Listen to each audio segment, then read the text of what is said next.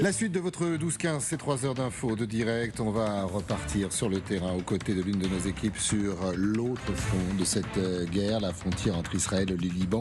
Là où Tsahal a amassé d'importants moyens militaires, notamment en blindés, là où des milliers d'Israéliens ont été déplacés par peur d'attaque du Hezbollah, là où depuis plusieurs jours, les deux camps, vous allez le voir, se rendent coup pour coup entre tirs de roquettes et bombardements. Un reportage exceptionnel signé Hélène Bonnet et Vincent Wartner.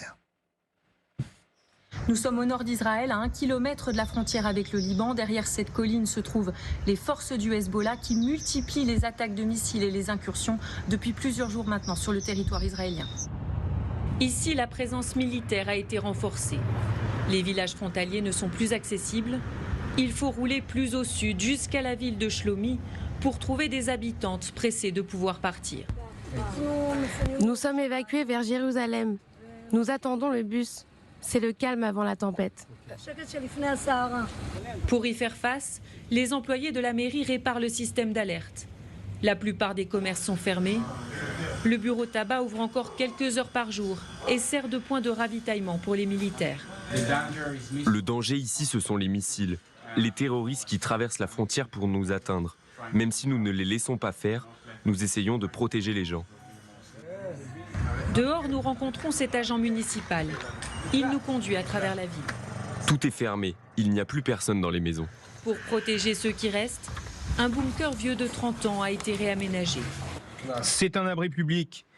Et là, il y a des matelas pour dormir. Lui sait déjà qu'il ne vivra plus très longtemps. Cet habitant gravement malade préfère rester chez lui malgré les relances de la mairie. Allô ? Je t'appelle pour l'évacuation de Shlomi. Non, je ne veux pas partir. J'aimerais juste que vous me prévoyiez des repas. À 76 ans, Aaron a connu toutes les guerres entre Israël et ses voisins. Celle-ci est différente. Toutes les conditions sont réunies pour une troisième guerre mondiale. Les États-Unis débarquent avec leurs porte-avions, la Russie et l'Iran arrivent derrière, mais Israël empêchera les autres peuples de déclencher une deuxième Shoah. À la sortie de la ville, un barrage a été mis en place. Shlomi vient de basculer en zone militaire.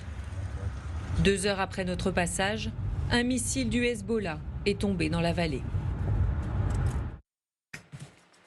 Un reportage exceptionnel de l'une de nos équipes. Grand merci d'ailleurs à Hélène Bonnet, Vincent Wartner, mais toutes celles et tous ceux, vous allez les voir, qui chaque jour font un travail absolument magnifique pour tenter de vous informer, de nous informer.